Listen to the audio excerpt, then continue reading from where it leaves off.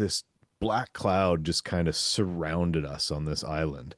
And there was like this beam of light still in the middle where we were charging our batteries to run all our equipment.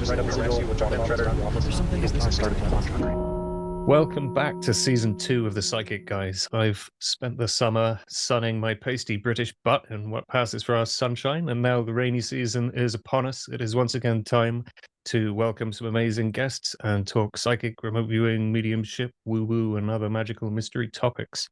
Today we have our great friend Josh Maitland, who has been a co-conspirator in the Psychic Guys in the past, but we've never really heard his origin story. So today we're going to find out how he went from being a normal, unassuming, regular guy to what are you, Josh? That's a difficult question. What are any of us, Dave? I don't know, man. Yeah, it is. It's always hard putting a job description on this, isn't it? Because the Yeah. best one I think is just wizard, isn't it? But I that's mean, it's a that's little bit one Dungeons and Dragons. I'm happy to go with that these days. Like it's kind of the simplest explanation at this point, really. Yeah. No, I mean, it can all be prosaically explained, I think, but you have to sit down and kind of dig into it to figure that part out. Um, which is what I started doing about 5 years ago. And here we are. So was 5 years ago the origin where it all kicked off and got crazy for you? Because Yeah, I I mean, COVID went had a lot of people's lives going crazy as we all remember.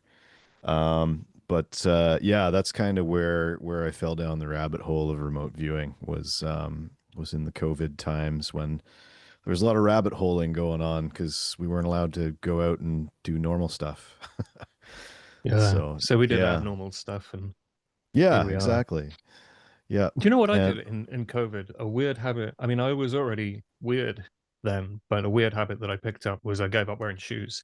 And oh I yeah, still don't. It's great. But I mean, in the middle of winter, I do, and like at weddings and shit. But just generally, I don't. It's great. I was one of the lucky people who can work from home relatively uninterrupted. And it did kind of flip things for me. I've continued that trend ever since, really.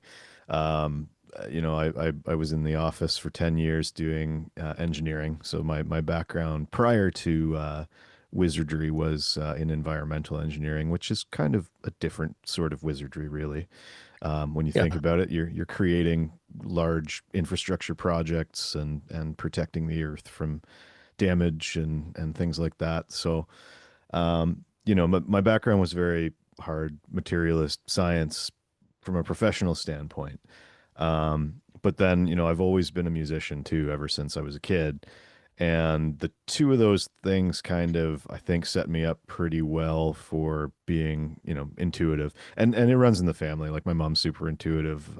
My dad's a doctor. My mom's a writer. So again, I've got kind of the both sides of the logic and the artistic side and just in my background. And I've got an aunt who's super psychic and I'll tell you a story. My dad is a doctor, and he went to do the rounds at the old folks home where my grandma was, and my aunt called him and said, "You got to check on mom. You got to check on mom."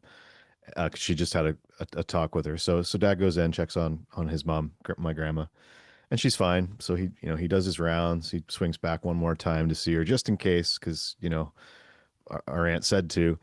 And sure enough, she was having a stroke when he came back the second time. Her face was starting to droop. So, um, in her late 80s, they got her to the hospital in time. She managed to make a full recovery because of psychic stuff.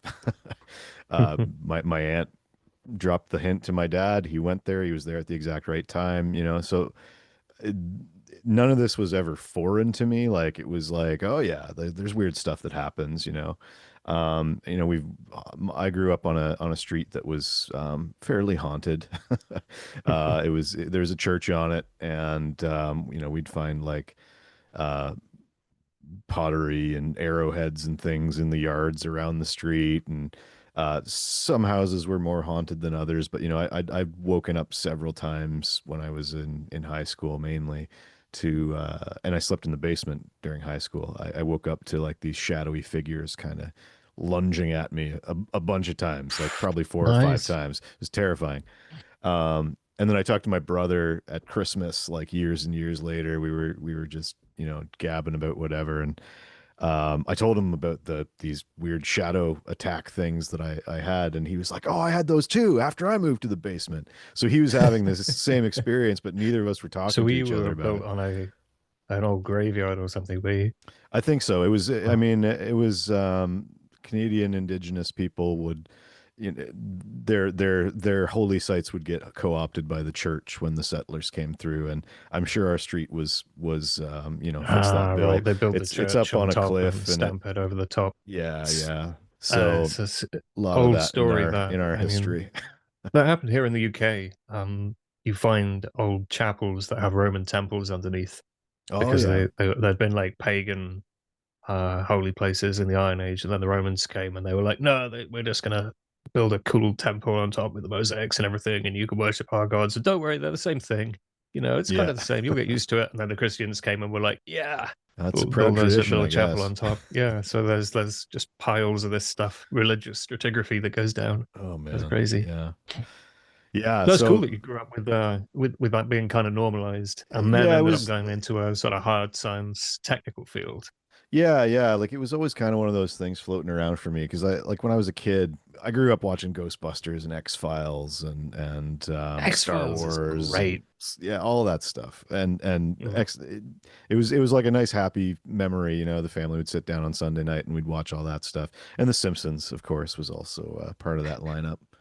Nostalgically, I come by it pretty honestly. It's always been something I've been interested in, and when I was 16, 9/11 happened, and by the time I was 18, I was reading all the conspiracy theories and all that kind of stuff too. Mm. So I think I actually heard about remote viewing for the first time when I was about 19. I found something on a message board somewhere about Ingo Swann, and that name just kind of stuck in my head. Mhm. And I even remember trying to look up some books and stuff on it and courses, and everything was super expensive, and it's like, okay, I just kind of shelved the idea.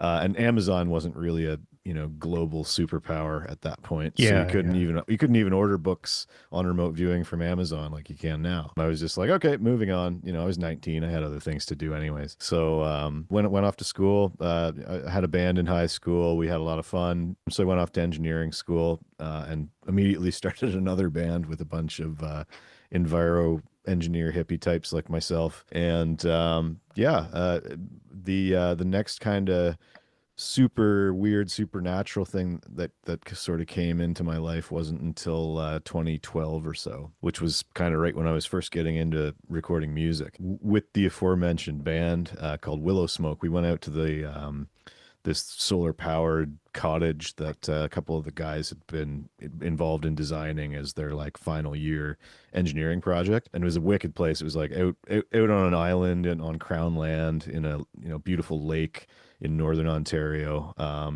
Just bass jumping everywhere and beautiful pine trees. Like anyway, picturesque spot. And we brought all the recording equipment out there to record on solar power, and we spent a week out there, and kind of midway through the week we wrote this song that was kind of dedicated to the spirit of the lake. The owners called him Bill Tilden, sort of the essence of that geographical region, you might say. So sort of a non-human type of intelligence, which we just kind of put that energy out there and recorded this song. And as we were recording, this black cloud just kind of surrounded us on this island, and there was like this beam of light still in the middle where we were charging our batteries to run all our equipment. And then we finished the song. Lots of crazy channeling stuff while we did the song too. Like one guy went out in the woods, wrote the lyrics in 10 minutes, came back, handed it to me. I got up and sang it without ever having heard it before, and it came through as a fully formed song. Just creative stuff. Like this kind of stuff happens all the time in music. But so, we weren't thinking that was supernatural particularly. Looking back on it, maybe a little bit. Yeah, looking back, I would say, yeah. There was some You know, stuff going on. I think we did that show recently with Naeem about creativity, right? Yeah, Where yeah. I don't know, it's so hard to say what's the difference between creative inspiration and just sort of psychic perception and kind of awareness into the the Yeah, collective I unconscious, think or it's like all the where same. does all this good stuff comes from it? Yeah, Yeah. yeah. That's kind of where I'm at now. Back then it was like, oh yeah, I'm just a really good musician. Actually, I've never really had that thought, but I'm fine, you know. I can get by.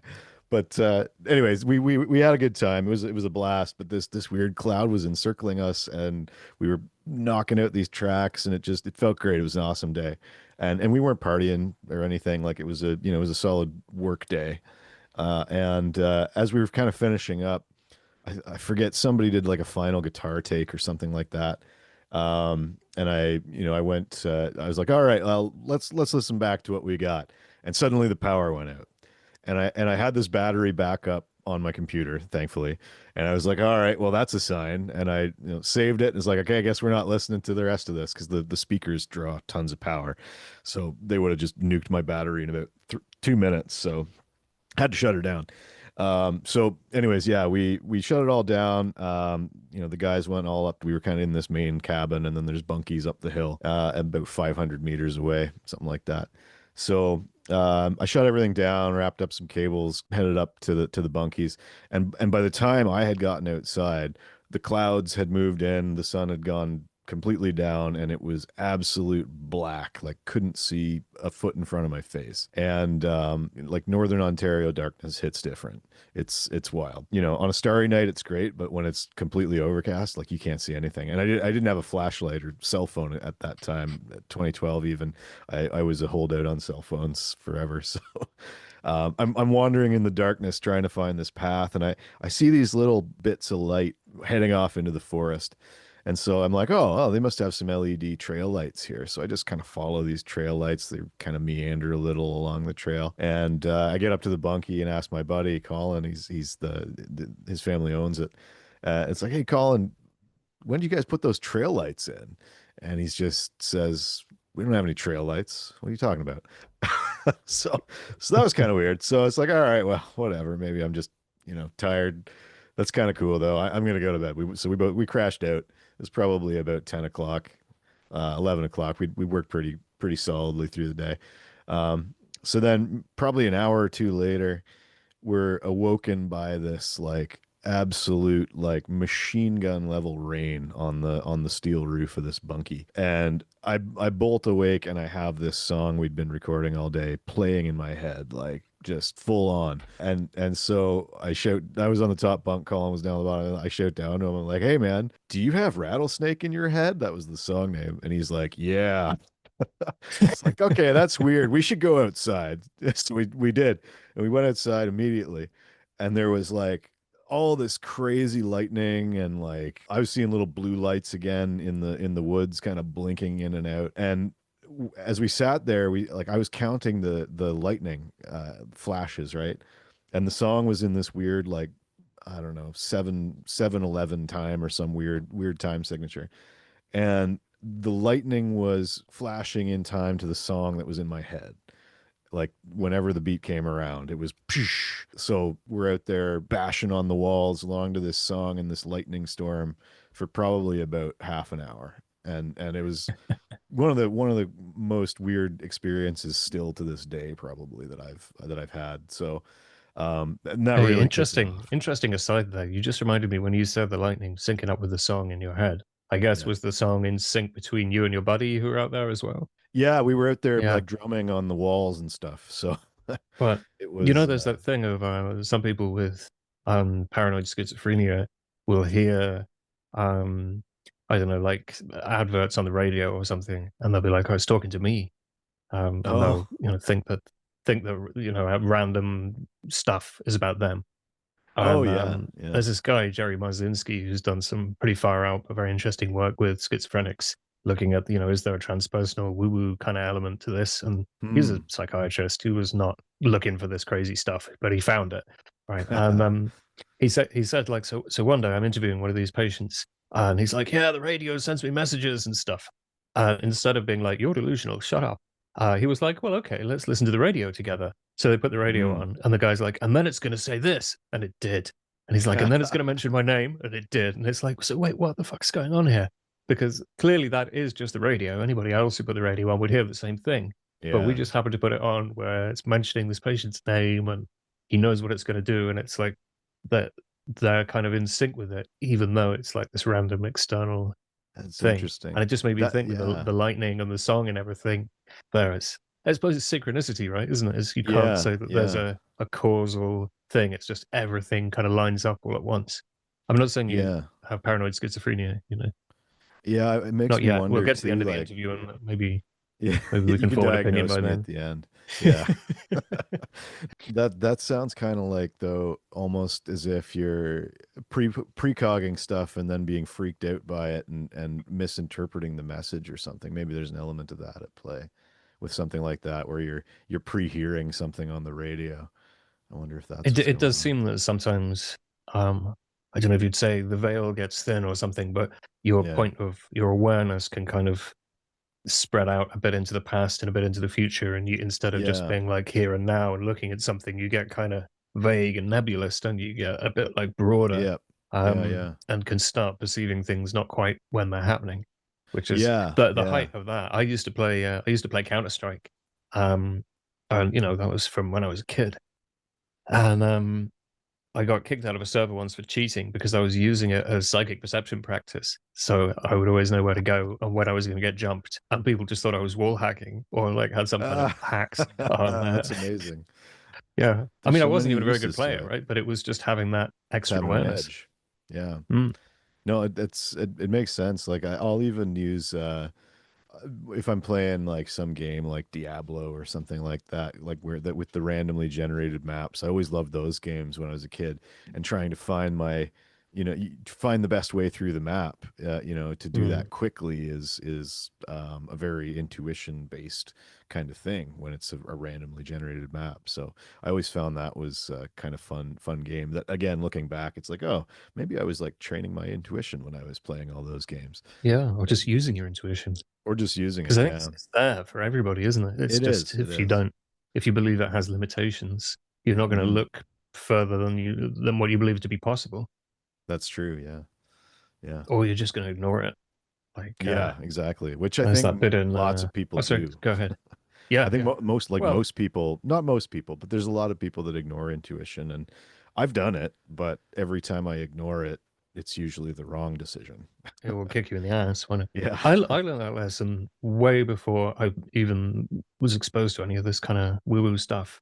When you know I was at a point in my life when I said that's definitely fake and just crazy talk, and that can't be real because it's not in my science textbook, so it must be made up. You know, Yeah. but I learned to pay attention to my gut feeling about people. I ignored it a couple of times, and that was the wrong call. And I was just Mm, like, right, next time I have a gut feeling, I am gonna trust it and honor it, and I yeah. never regret doing that. Yeah, that's important. Anyway, we finished out the week. We all were kind of like, "Whoa, that was a crazy experience," and we kind of went on our way and finished the album and put it out. Anyway, I kind of kept going. My wife and I had kids, and I sort of went away from certainly from woo woo stuff after that experience. Like it opened my eyes a bit, but I didn't think really to explore it specifically at that point. And a few years later, it came back around again. I again, like a lot of my woo experiences are punctuated with music stuff. And part of that's because I do a lot of music stuff. But 2019, I think it was, comes around, maybe 2018, must have been, or maybe even 17. I think it was 17. Um, my wife and kids went on a trip to the U.S., a road trip, and I had this band up, and we were going to. I was recording a course. I had a buddy from Chicago who came up for it, and this band from London, Ontario, metal band. Very technical kind of music. And so we had this big plan to record a course and put it online or whatever. And on the first day of the session, it was like probably a 12-hour recording day, and we were getting kind of 8 p.m. or so, and I got this feeling that like I really need to go home and check on the dogs. And trigger warning for this story, for dog lovers, little bit. Um, so anyway, this kind of kept building, and it got to a point where it's like, okay, guys, you finish up here. I'm gonna run home. It's about a half an hour from the studio to the house. So I get left the keys with them. I went back, and then one of the guys from the band followed me in his car. So this feeling of urgency kind of kept getting larger and larger as I headed home. And when I got in the front door, we had a Great Dane and a Golden Retriever at the time, and the Great Dane was kind of looking there all weird, and I couldn't find the Golden Retriever, so I went and found him in the kitchen. He was kind of lying there. You know, he wasn't looking very good. I got him outside, and ultimately I was there when he crossed the Rainbow Bridge, which I'm glad I was there for it because I would have been really even more Yeah, yeah. distraught if I hadn't been. But it Mm. was some weird precognitive intuition thing that got me that message and sent me home.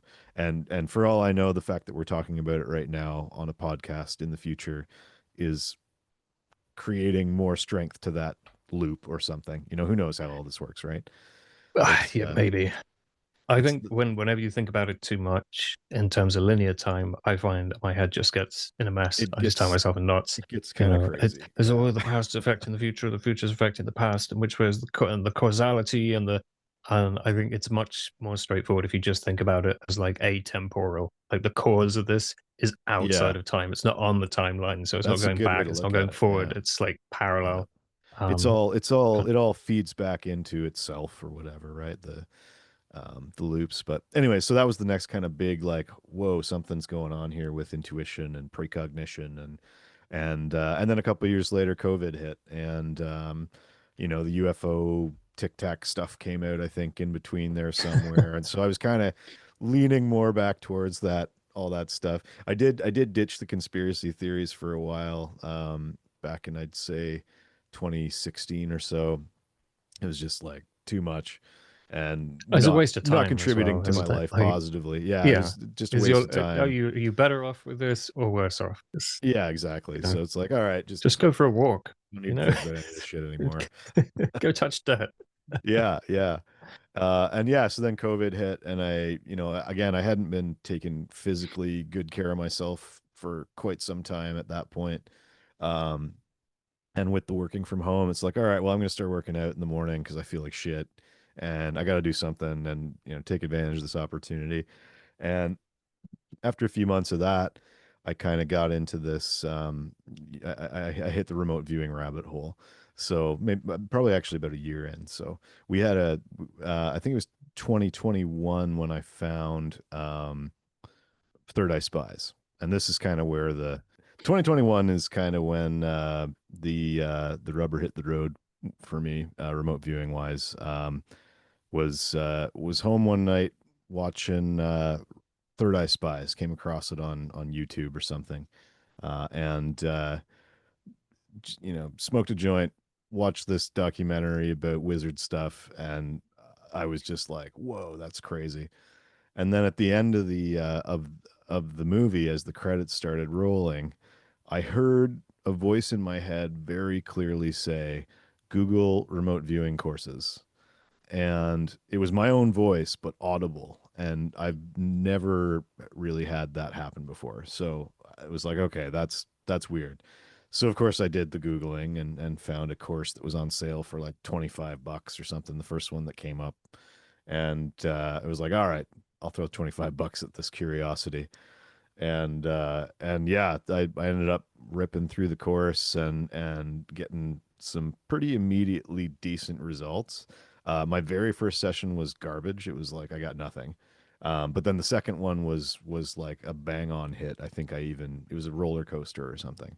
And I think I named the target even, and drew some very detailed stuff that just kind of blew my mind. And yeah, from there it was just a steady rabbit hole of you know doing all kinds of remote viewing. Like I did 30 days straight of remote viewing and education from then on. And I think that happens to a lot of people. It certainly happened to me when you first start yeah, this. It's so amazing that it's just like compelling to keep doing it and to just be doing it every day. And now I'm like, oh, it's work, it's boring, I don't want to do it. But yeah, back then it was just like, oh, it's so exciting, this is incredible, I can explore this thing. And yeah, yeah, it's taken 100%. me, like 6 or 7 years to kind of calm down And be Yeah. like, okay, yeah, yeah, we can Yeah, see yeah. everything in all of time and space. Whatever, boring. There are no secrets. Yada yada. It Whatever. is wild, right? Like Yeah. it's such a rabbit hole, and it blows your mind apart to an extent. Which, you know, Mm, the for me it was because of the timing, like when I discovered this, part of what played into it was I was planning to do this sober October thing because, you know, coming off the summer, particularly, you know, in when I'm doing band stuff, we were still playing some outdoor shows and stuff, I think, that summer, and we you know, it was time to do a sober October kind of thing, and you know, reduce my partying. So I was like, okay, if I'm gonna do this sober October thing, I've tried it a bunch in the past. It's always kind of a slog, and then I go back to my evil ways after. So this time though, I was like, okay, well, if I can try this remote viewing thing out, you know, that'll be a good activity to kind of keep me off of the beers, and it worked. So you know, the curiosity and I mean, I think psychologically speaking, if you're trying to replace a bad habit, it works a lot better if you replace it with a good habit rather than just trying to quit a bad habit.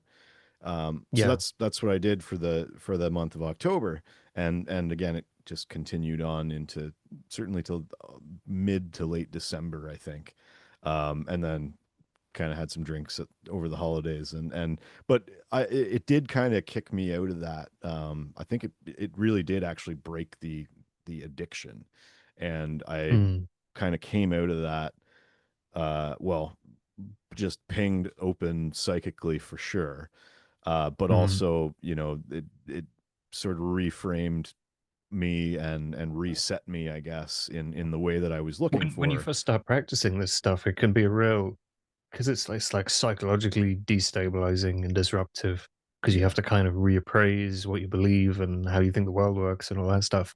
But I think there's some kind of energetic thing that goes on, isn't it? Like you like blow the door open to your psychic yeah, awareness, and it's yeah, like stuff starts showing up. Things come in as well as you getting the stuff that you ask for. You know, things turn up that you didn't ask for. yeah, You yeah, start having other experiences that you've kind of got to learn how to deal with and reconcile and get comfortable with and learn how to set some boundaries, yeah, which I think that is for anybody just getting started in these sorts of fields.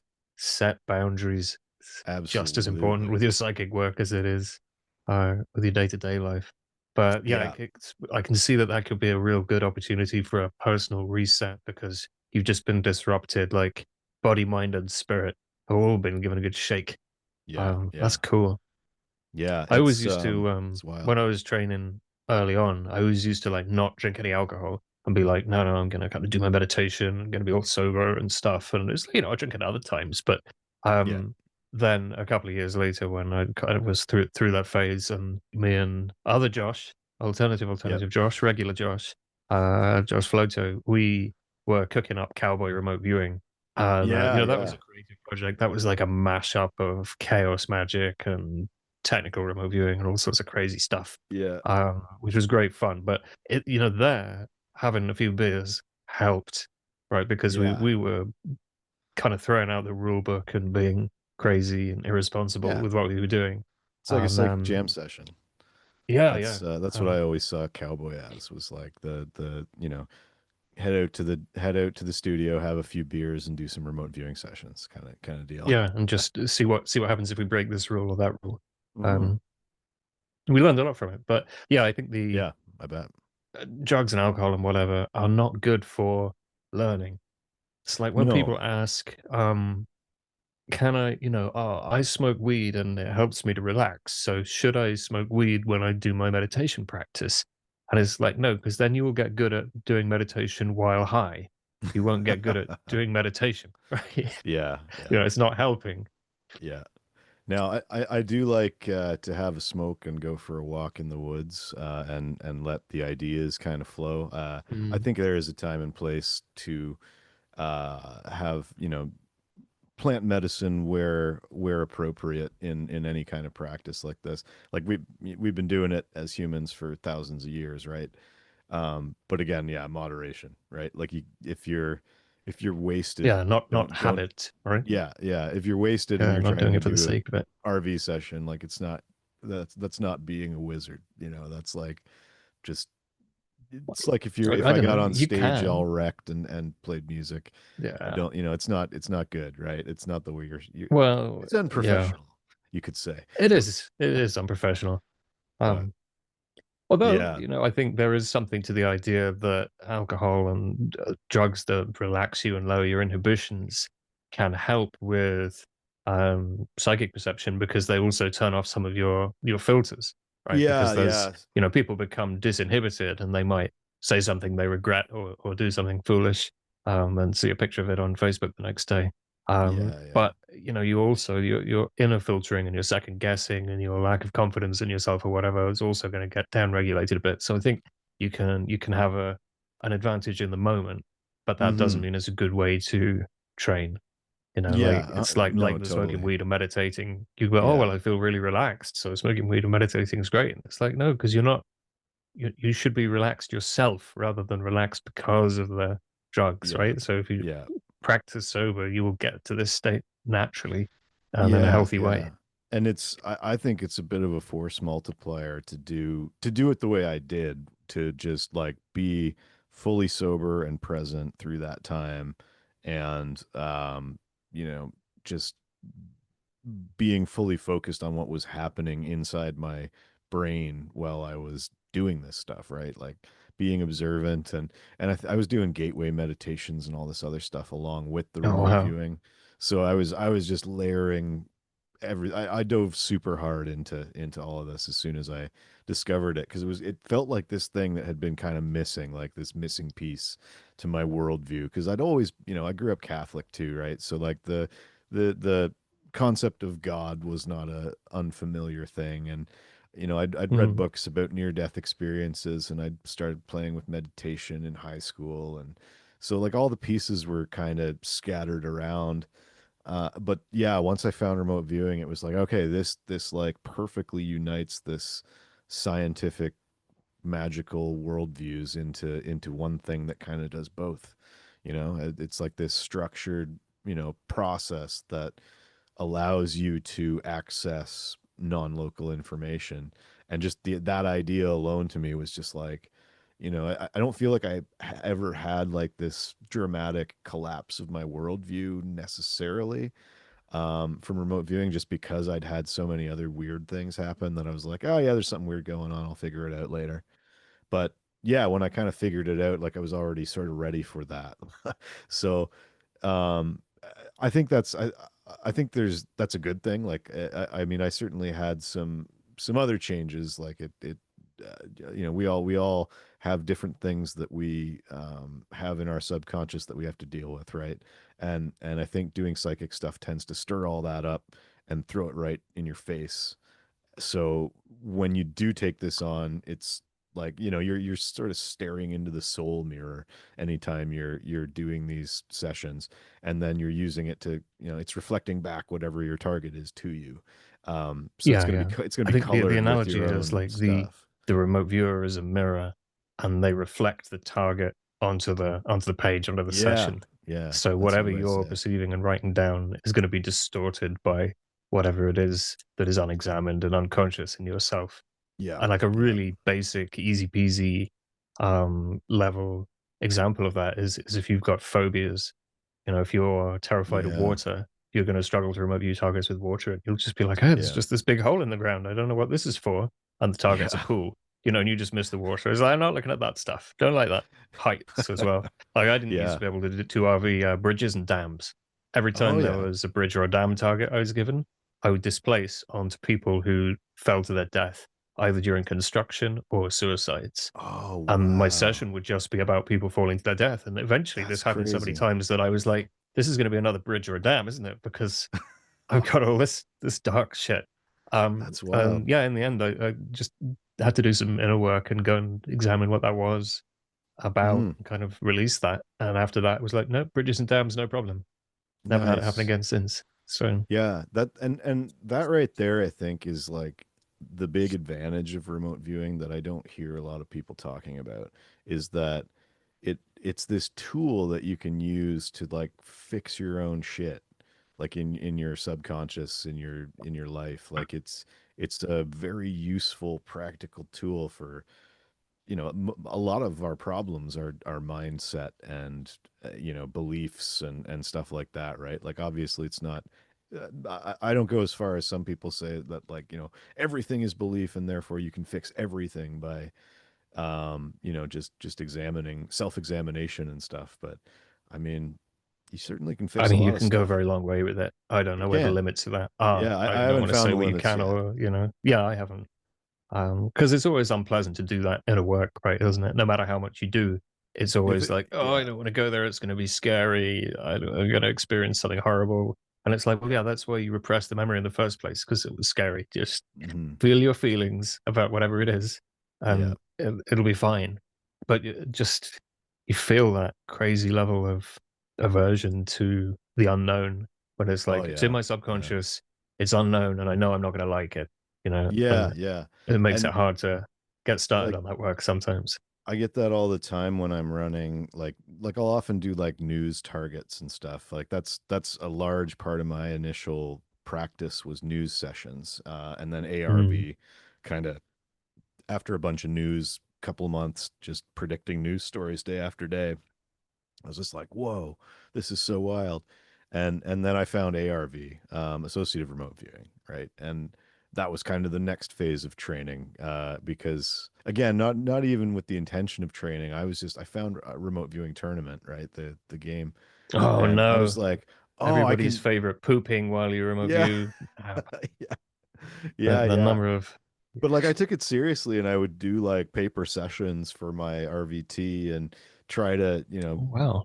farm a good score up and stuff. And so I think I made it to like 70% after my first 20 or something. So I wasn't doing too bad. Nice. But Yeah. yeah, like that whole it adds a whole other layer of complexity to it as a practice, right? As you well know, because you've added in displacement to the list of things that you got to deal with, and you know, all the other things like it with the wanting to win can affect your Yeah. performance, right? That wanting to And keep beliefs my about score money high. and like believing that you shouldn't use psychic gifts to make Yeah, money. So there's yeah, something yeah, inherently unethical about that. And yeah, it's like, and well, what if I give the that money took a to while to get over. orphans? Yeah, But it's like when it's good way to a do it. subconscious belief like that, it doesn't matter. You can't bargain with it. Be like, no, no, let me win the lottery and I'll give the money to orphans and the homeless and stuff. Yeah. That won't help. No, no. And like I don't know, I've definitely made money from psychic things that I've done. Like what the how I see remote viewing is like it's a great thing to train in because it opens up your baseline intuitiveness and sort of amplifies it. And we were talking earlier about that kind of perception outside of linear time. I feel like just having practiced all this remote viewing, what that did for me was it kind of opened that aperture of time perception in sort of an automatic way. So like nowadays I'll get spidey senses if some weird shit's about to pop off or something, and I'll do a little session about it, and then I'll watch the news over the next few days, and then something will come up and it's like, oh yep, that's what it was. Mm. um for I don't example, have it with the news because yeah, I kind of religiously ignore the news, but when it's stuff closer to home, I do. yeah, Even yeah, even yeah, and small things which don't really matter, just something that's going to annoy me or disrupt my day. yeah, yeah, Um, and I feel like the automatic kind of stuff comes up like without having to do remote viewing about it. yeah, Once you've done the yeah, just it's practice just enough, constant, isn't it? it's You yeah, just yeah, know, little and stuff I all don't the know time. a lot of stuff as well.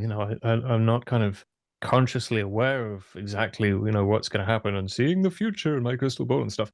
But like if I got an appointment booked and somebody's going to cancel on me when I wake up that day, I just know. Yeah, Yeah, just reschedule. They'll call later, and they do. They call and be like, "Oh no, we're gonna have to yeah. reschedule." It's like, "Don't worry, It I know. I don't care. I already planned around. It's fine." it, it's made me, I think, a lot less reactive.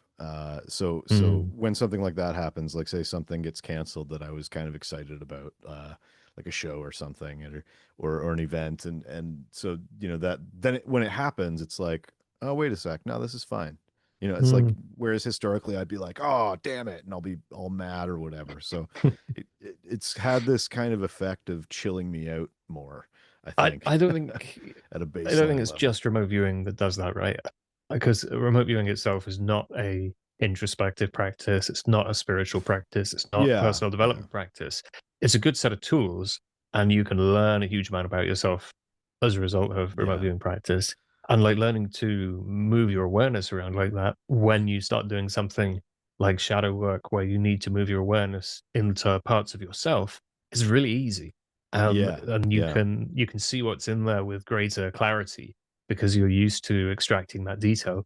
You know, Hmm. if you have an untrained intuition, if you've never done any of this kind of stuff, but you know you just trust your gut feelings, then they're going to be quite vague and nebulous, and that you're going to get one big blob of stuff and be like, well, I kind of feel like this about this insight.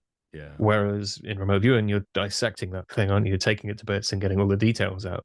Hmm. So Yeah. yeah, it's like the same intuition, but we get better at decoding it and understanding the nuance of it.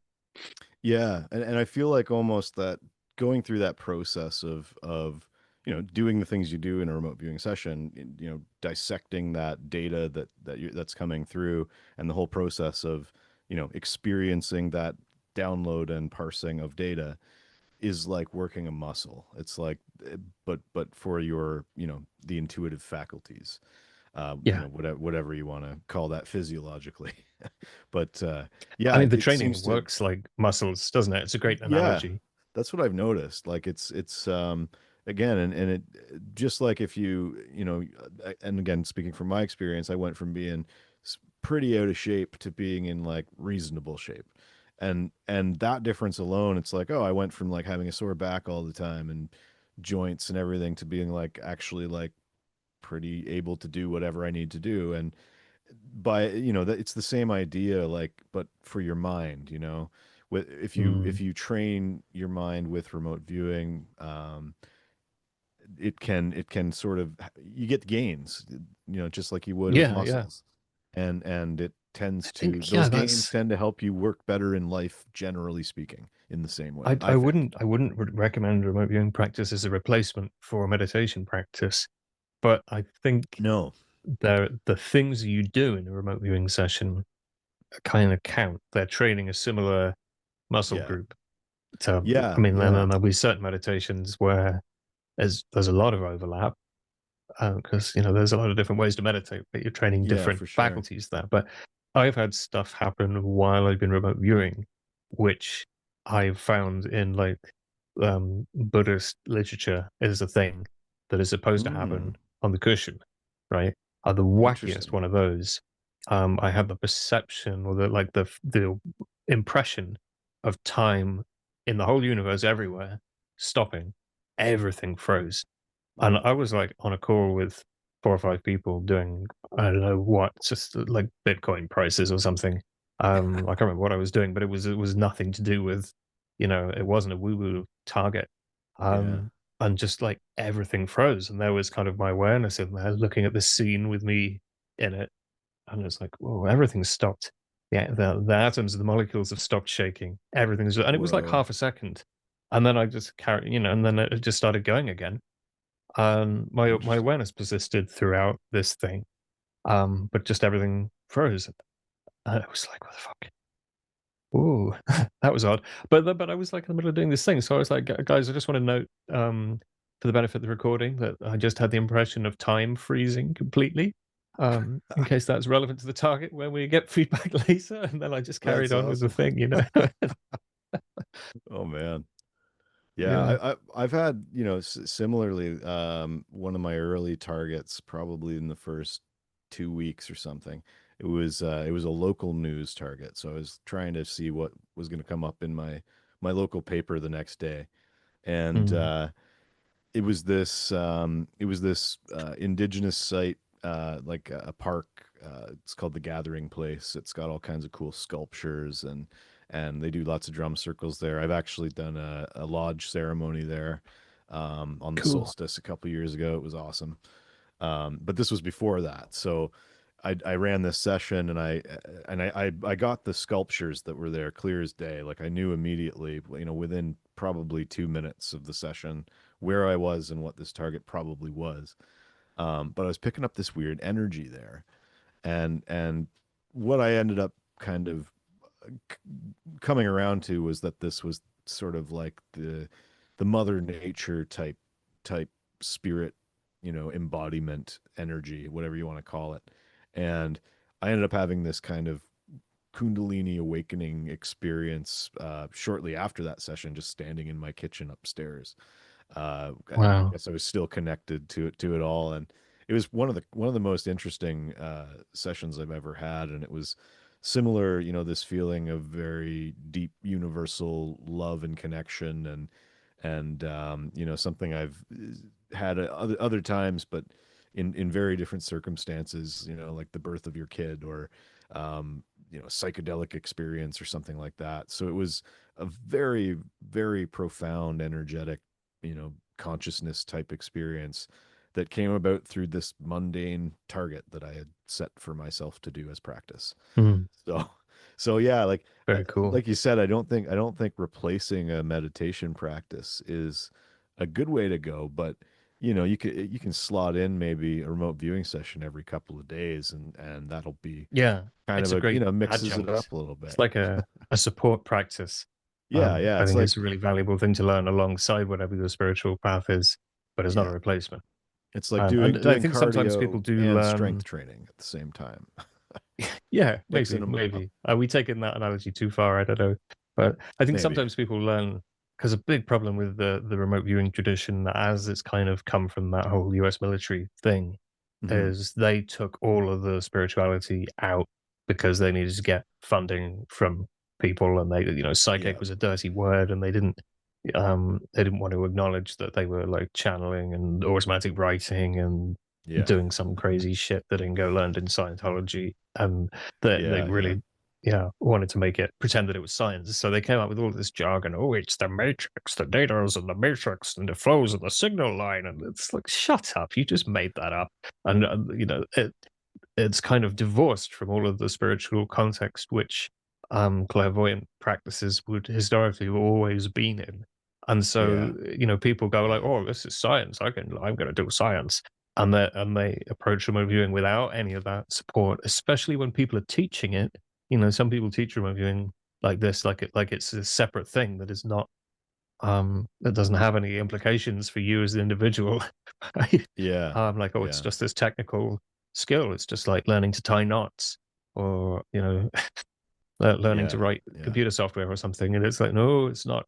And I think people get in real trouble when they practice in that way, because you bump up against some weird stuff, like inner territory, but like you having this Kundalini thing going on after yeah.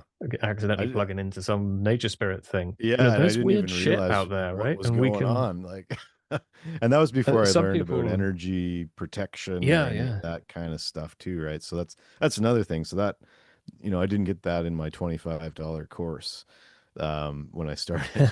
There was nothing about energy protection, or it was very, yeah, mechanics. It was a good course. I was happy with it, but like, and it was the right thing for me to learn at that time. So, but yeah, like yeah, that's a hugely important part. And again, now that I've had all kinds of weird experiences with stuff like that, and again, kind of explored different things, Reiki and stuff like that, and just sort of how the sort of energy bodies, all those kind of things work, and develop sort of you got to develop a baseline understanding of that stuff for yourself, and come up with a way to intentionally, keep yourself separated from anything out there that you yeah. maybe don't want to be connected to. And once you understand that, it's Setting pretty boundaries, isn't it? straightforward.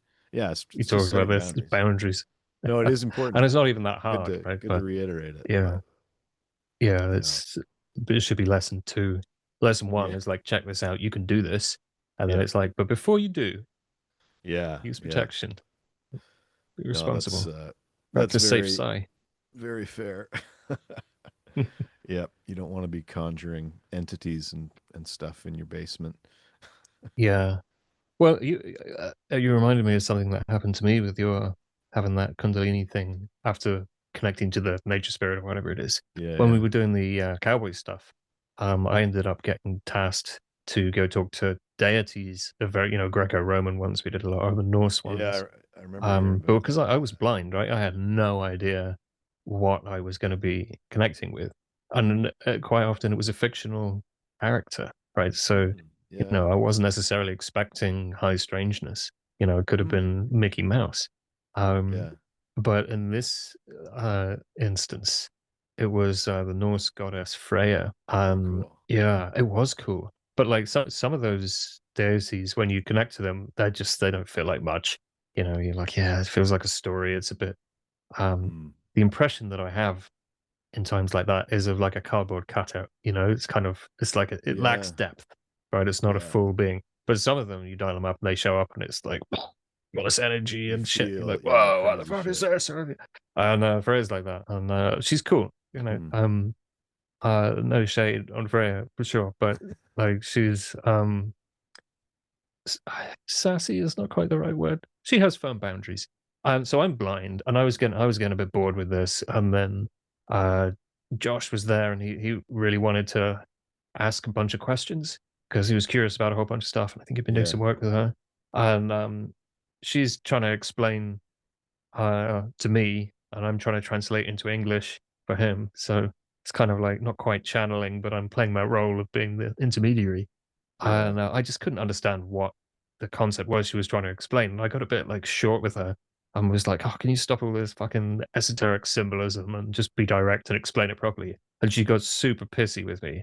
And Hmm. like this presence turned up in my office and you could feel it. You could say exactly where it was. And it Yeah. wouldn't go away. And like we ended the session and it was just like there. And I'm like, oh, creepy. I have done a Yeah. whoopsie. And my dog's outside growling and pouring at the door, like, what are you doing in Yeah. there? Stop it. And, Yeah. I and had, then I had to do some I've stuff had similar to things. send her home, and because we think, oh, Yeah. remote viewing is just this passive thing, but it's like really we can kind of connect ourselves into some pretty weird energies and it can spill over out of the session Yeah. sometimes kind of. No, I've definitely had like this feeling once or twice of like I don't even remember the context of what it was I was doing, some session on something, and suddenly probably something UFO related. Usually Oh, just kind of don't do shit comes with those. those. I don't do much of Yeah, them. they're I don't full do of them silly much anymore. stuff. I've Yeah, done, but the thing is, when you do them, weird shit can happen. So, yeah, and I'm pretty sure this was one of those times, but I felt like right back here, right behind me, behind the curtain, the like you said, this feeling of like there is someone there right now, yeah, which yeah, yeah, was not possible. It certainly yeah. wasn't a Sure. physical presence, but and as I had that thought, the dog came running down the stairs too and was also What are very you doing? freaked What are you out. doing? What is happening Yeah, down here? There is some weird stuff going yeah, on. So it's funny. It's funny that you had the same thing because like the animals always know when the weird stuff comes up. They always come running over and acknowledge it too. And then I'm like, okay, I'm not mm, crazy. This is actually happening. yeah, yeah. Or maybe me Well, and the my animals are dog was crazy. quite unsettled by it, and I had to kind of open the door and be like, Yeah, "It's all right, everything's under control. yeah, mine I too. got this. Don't worry." And he's looking at me like, "What are you doing? I do not like it." And I'm Yeah, just conjuring stuff in the office. Don't you worry. yeah. Out you go. Oh man, good stuff. Yeah, it's fun times. So Sober October kicked all this, well, or coincided with the kickoff of this for you. Yeah. And you said like your weird experiences have come around in cycles. So this is my amazing segue into how the Sober October cycle is coming around again for you. Could you It tell the is. listeners a bit about that and how they can join you? And they don't necessarily have to get sober, Yeah, yeah, but exactly. they can if they like. It's that part's definitely optional. Suggested, worth considering. But yeah, I mean, so I've kind of kept this thing up as a tradition. Either I do it myself or I invite a few friends to do it or whatever. And this is, I think, the fourth year that I'm doing it. So I've kind of opened it up to the public here this time. So I've set up a Skool community on Skool.com. I'll send you the That's link. Skool, S S isn't K O it? O L School. Yeah, Yeah. they And teach remote viewing, but not spelling. Yes, yes. There's no spelling. Casting spells maybe we'll get to that eventually, but yeah, so it's I- I'm basically moving all my Rockstar Intuition stuff over to that platform because it's it's more of a community focus, and that's what I've always wanted to do, was have kind of a remote viewing school, or not even just remote viewing, but like a mystery school. So I'm calling it the Yeah. Rockstar Mystery School.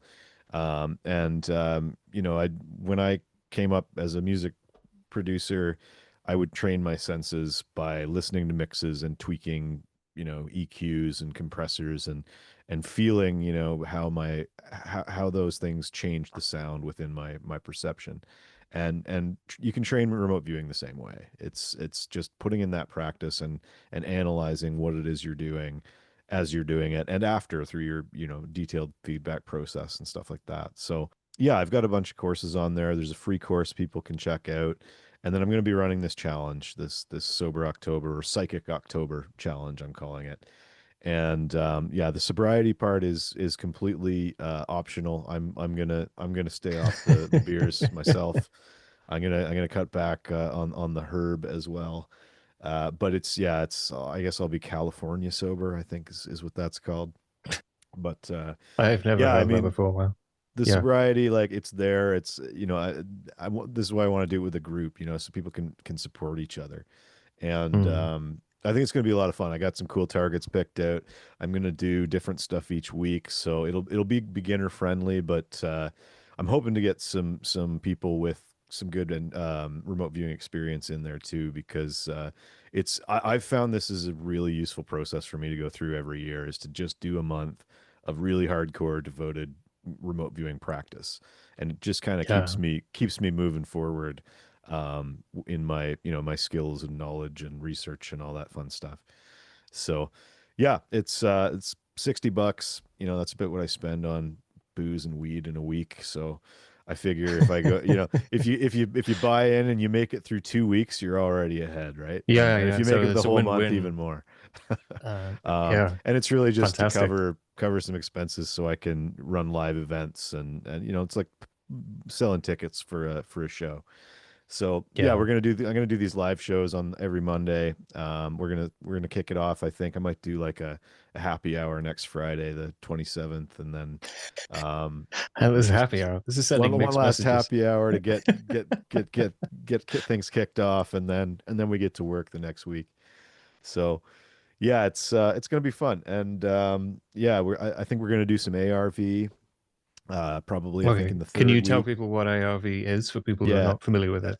Associative remote viewing is ARV. It's binary choice remote viewing. I'm going to do the first 2 weeks on more kind of typical targets, just for anybody who's new and wants to learn about the basics, and do So you're some going to do straightforward some targets. sports bets and Yeah, people I, can I try their think hand at I beating the think I'm bookies. gonna, yeah, either sports. We'll probably do one or two of those, and then I'm gonna get everybody kind of checking out RV tournament, just because it's a simple source of targets and practice. It's a no brainer. You just, every day you do your session, and it's right there for you. I think the simplicity of that app is the main good Yeah, thing about it. I think 100%. there's enough criticisms about, oh, you should learn regular RV before you do ARV and whatever. But if people are going to do that or nothing, do Hmm. that. Yeah, I know and multiple and people who their whole remote viewing practice is when they are pooping at work, they will do RV tournament.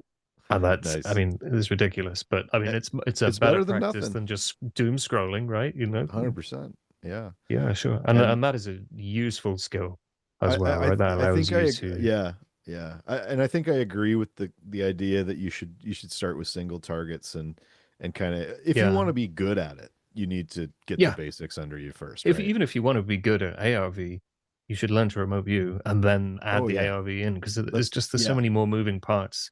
There's so much Yeah. more shit to go wrong. It makes it really hard to debug the process if you Yeah, kind and of and overcomplicate and do too much too soon. that's why I'm going to push that towards the end of the challenge, is um just to make sure that anybody who wants to get the foundations down can do it. And the course is up on the Skool community now, and it I've got sort of this. I've got a free remote viewing course on there too that anybody can just check out. It's a live class I did a while back, Cool. and then What's the link for that? I'll send it to you. It's rockstarintuition.com is my website, and there's a button for the Skool site just at the top Okay, there. cool. I'll send you a direct link too to plug in the show Sure, notes. we'll put it in the show notes. Yeah. But yeah, it's I think we're gonna try and get like the first 2 weeks, the stage one and two and three and four, and get everybody kind of tight on that first. And I want to do some news targets. I want to do some.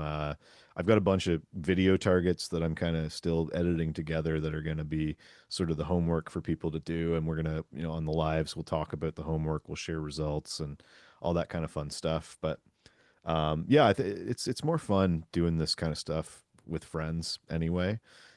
Like just like music. I'd rather play in a band than be a solo artist with an acoustic guitar or something. It's Yeah. and then it's important too, I think, because I mean, I learned this all on my own and was going through all these kind of mind exploding revelations Mm. without too many people to talk to. I found you guys on the Discord pretty early in my journey, probably about 2 or 3 months in.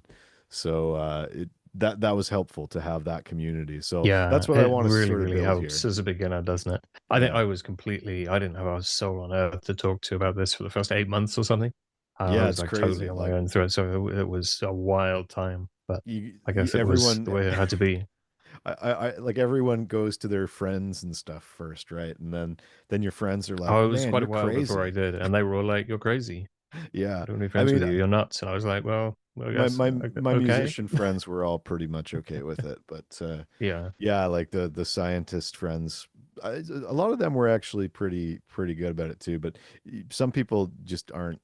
It can if break your people are not world. ready, You know? they'll push it away, won't they? Yeah, Because it exactly. is a psychological threat, the reality Hmm. of all this stuff, and people are not ready for it. Hmm. Yeah. But yeah, I mean, that's why I want to do this as kind of a community challenge type thing, so that we can all talk about the things. And if somebody has a weird experience, we can talk about it, and I can share my Yeah, own weird experiences, and even maybe probe into stuff for people and help them out. and yeah, yeah. and it's going to be a lot of fun. And again, I'm not going to give any unsafe targets. I'm going to make sure that I'm not going to send you off to remote view aliens or anything like that. So if Do you're not after do that, that. this is probably the wrong challenge for I you. mean, some people have gone crazy forever from doing that. The risk Yeah, is not big, but it is real. it's If you're non-zero. not grounded and you're not discerning and you haven't quite got your shit together, and then you connect yourself psychically to that kind of material, Yeah. you can end up in a really confused and bad place and believing some Yeah, pretty yeah. crazy shit.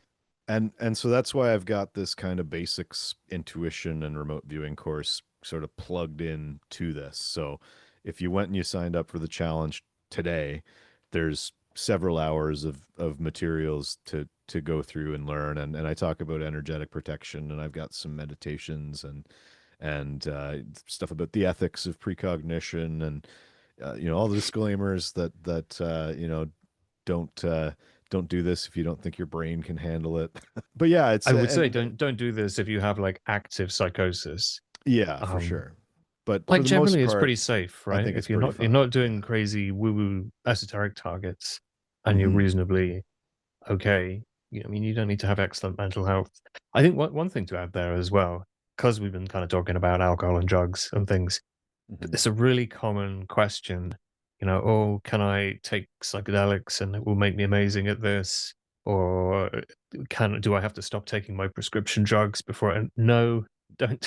You don't need to change anything. No. Um, just be comfortable, right? Yep. If you're addicted to smoking cigarettes, smoke your cigarettes. If you're not addicted to smoking cigarettes, don't smoke them. Yeah. Like just be Yeah. whatever you have your coffee or don't have your coffee, whatever Yeah. is the most comfortable for you. And that's why I'm calling it Psychic October instead of Sober October, because that's kind of like the side quest, really. Like the main thing is to practice remote viewing and find a group of people you can talk to about it and support each other and get each other stoked about doing some targets and having fun and learning. So yeah, that's kind of what Awesome. the Rockstar Mystery School is about. Are you going to build up and do anything fun for Halloween? I've got two shows with my band on Halloween and November 1st, so I'm going to be So doing that. But if you come and do Psychic October, do you get tickets to that show too included? if you're in the neighborhood and you want to join, then I'll see what I can do. I can probably get some people on the guest list. But yeah, there will be the week of Halloween. We will have a final. I think that's probably that's the last week of the challenge. So I do have one. I have booked one live session for sort of post game. I think it's November 3rd. So we'll have kind of a end of an end of challenge hangout or something on that day too, I think. Fantastic. And people who do the course, are they going to be able to stay in touch with you and stay in touch with each other after this? Is this going to be Yeah, yeah. part of an So ongoing community?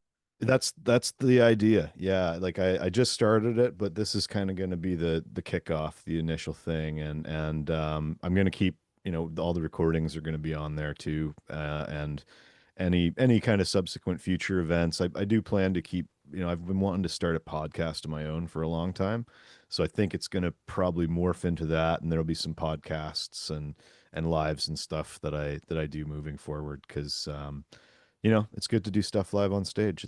I've done a lot of produced kind of videos and things like that, but it's a lot of work to do that, and it's more fun Yeah. to do live things. So No D- second takes. don't get me wrong, producing and editing and tweaking stuff is fun too, but I in a don't know. very When it's for different a way. podcast, like you can do too much because it's a lot of Yeah, work. And there's something to be said for just getting things out that are raw and authentic and not too yeah, polished. Because, I don't think it needs to be 100%. It's much better to have it out next week and it's 80% than you got to wait 4 months yeah, to hear it. yeah, and We're nearly like we're in late September recording this, and I'm thinking, oh, I better be quicker at doing the editing than I usually am. yeah, got a week, 9 days. Oh Well, yeah, man, I think we want it out pretty soon. If it'll people be are going to fun. be have time to go and sign up for the course ahead of Yeah, time, right? yeah, it's it'll be good. And but I mean, even if you start it late, like it's gonna be there forever, so you can catch up, Yeah, particularly if you're already a remote viewer and maybe you're seeing this a couple days after October 1st. Like just jump in, like it's still you're gonna have access to everything forever basically. So it'll all be on there recorded for anybody who can't make the lives too. So it's a cool sweet, platform. Like it's kind of set up as a classroom so that you can, the videos are right there that you can jot your comments right underneath and interact with the fellow students and with me. And it you can go live straight to the platform. And anyway, it's really well set up for their entire purpose. I think as a company, I mean, I'm still learning it. I'm going through all their how-to videos right now, right? So, their whole thing is they want to create community for a billion people, which is a pretty cool, noble approach. I'm here for it. sweet. Towards the beginning of our chat today, you were talking about your experience on the island in the cottage where you guys wrote that song for the spirit of the land. Can Yeah, we include that in the pod? yeah. So this is the Ballad of Bill Tilden, also known as Rattlesnake, by the band Willow Smoke. Sweet. Well, thank you ever so much, Josh. And I guess we'll look forward to the course coming up really, really soon, depending on how fast I edit this. Yeah, man. No, it's always a good time. Yeah, in it the started Psychic 3 weeks Fence. ago. And You're here for the awesome. last class. Perfect. You made it. Yeah, don't joke, man. I'm terrible. So, right, let me stop the recording. Yeah.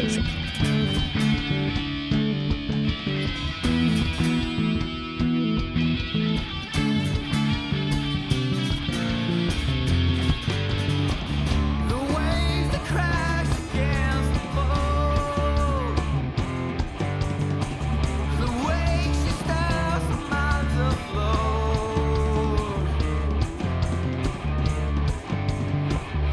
come to steal a man's life. She knows it's time to steal away into the night. She knows it's time. Old Bill stands, looks over his land, cannot understand. Awake in the Awake in night. the night, for late in his dreams, he sees it all burn and wash to the sea. Wash to the sea. Out to the sea. Out to the sea. He'll keep to the shade, recruiting the brave, awaiting the day. He'll level the field, collecting his bees, but take it all back and return to the tree. Return to the tree. Back to the tree. Back to the tree.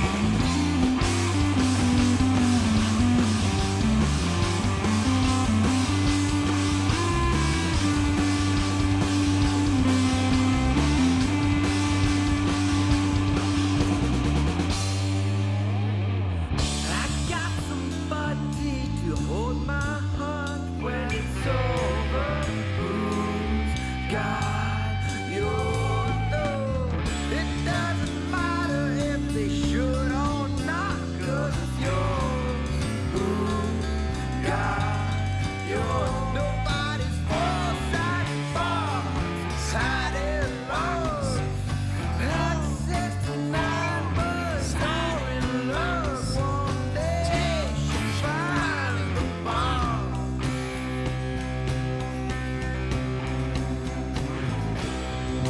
Old Bill stands, looks over his land, cannot understand.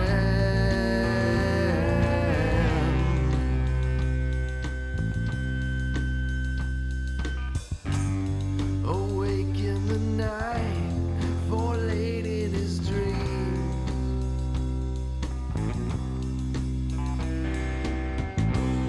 He sees it all burn and wash out to the sea.